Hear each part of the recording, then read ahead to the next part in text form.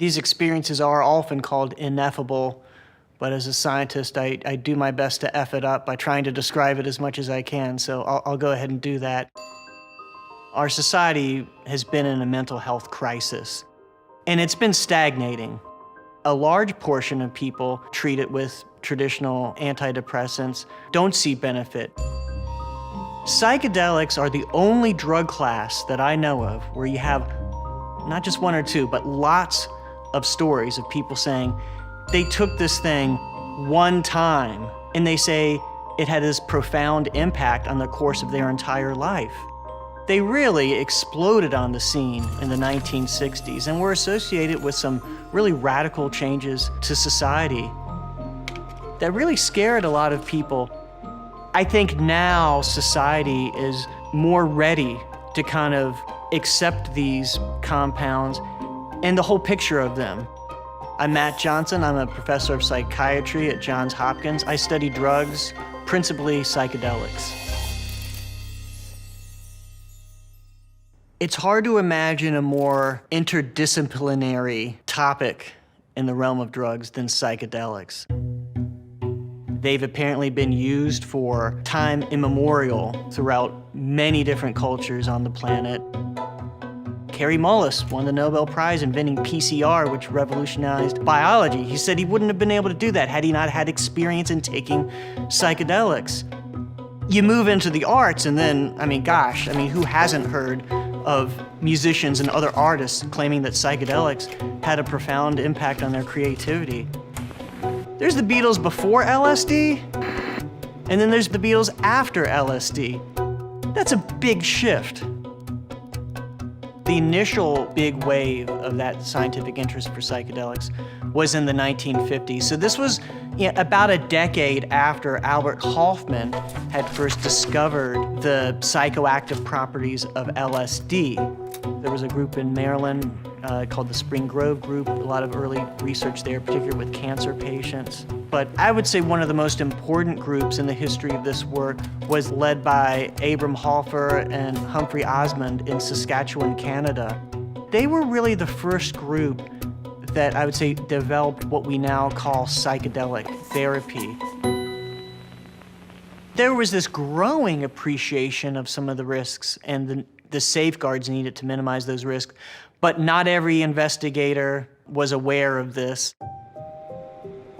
There was some unethical research, some wild research. There was controversy surrounding Timothy Leary, especially after he was fired from Harvard. Turn on, tune in, and drop out. Psychedelics became so associated with the counterculture. Society was, in a sense, traumatized. It all came to a halt. I mean, there were researchers that were running sessions and got the notices they just had to stop. The rug is pulled out for decades before there's a reinitiation. The research that's happening now, a lot of it is exploring medical applications. These are all drugs that can have a profound effect on one's sense of reality, including one's sense of self.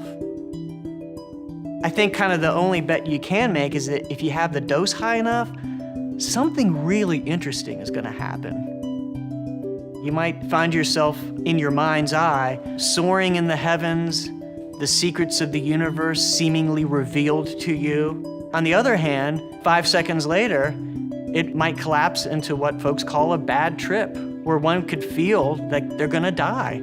It's sort of this like massive shakeup in one's experience of reality. I'm floored when people with really substantial life experience will say things like, this was the most meaningful experience of their life. Compared to the intensity of the subjective effects, it's remarkable how little impact these substances have on physiology. You know, your heart rate, your blood pressure, everything has its risk, to be clear. But compared to other drug classes, psychedelics are really robustly safe at the physiological level. My therapeutic research with psychedelics has primarily used psilocybin, which is the agent in magic mushrooms. The dose we now give to patients is anywhere from 30 milligrams to 40 milligrams, which Terence McKenna, who's the famous psychedelic bard, would refer to repeatedly as the heroic dose. If a microdose is over here and a recreational dose is over here, we're way over here. When someone comes in for the day of their psychedelic session, they've already spent several hours with us on previous days preparing for the experience, developing that rapport. We know that all drugs are in part shaped by the context in which they're given, but for the psychedelic substances, that's particularly more so. So when you provide it in more of a warm, welcoming situation, you tend to get more meaningful reactions to the substance. When the experience unfolds, the person is going to lay down, wear eye shades and headphones through which music is played. The idea is kind of get out of your normal, everyday, discursive, analyzing intellect. We really just encourage them to trust, let go, and be open. Trust the overall process. Going into this type of treatment is not easy at all. Trust yourself that you're robust. You're going to get through this experience. Let go. What does let go mean? Let go means whatever your preconceived notions of what this experience might be or what experience you should have, don't let that get in the way for the experience that you will have. Don't try to control it. And be open.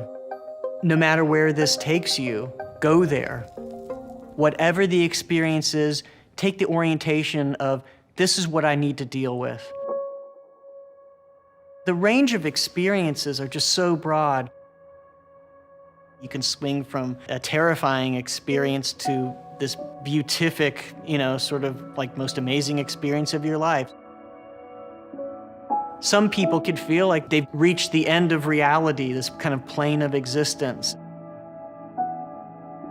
Others say that they can feel the suffering across the entire planet, sort of having this sort of experience of universal empathy. It's all welcomed. The laughter, the tears, everything in between. That's exactly what this process is for. So the integration phase is where we're discussing the experience with them, and the themes that come up are so varied. One of the aspects you could call revealed truth. And I call these duh moments. These are experiences where people will feel like they've learned something at such a fundamental level. I think of examples in our work we've done with cancer patients where, oftentimes people will say, I'm allowing this to create my own suffering. The cancer hasn't killed me yet. I can still live life, but I'm letting it do this to me. They knew it up here. They could tell you the words, but now they feel it in their bones. They feel it in their heart. People are reminded about this power they have to choose their own destiny. Some people come out of these sessions as participants and say that, 1 6-hour experience with psilocybin is like 1,000 hours of therapy.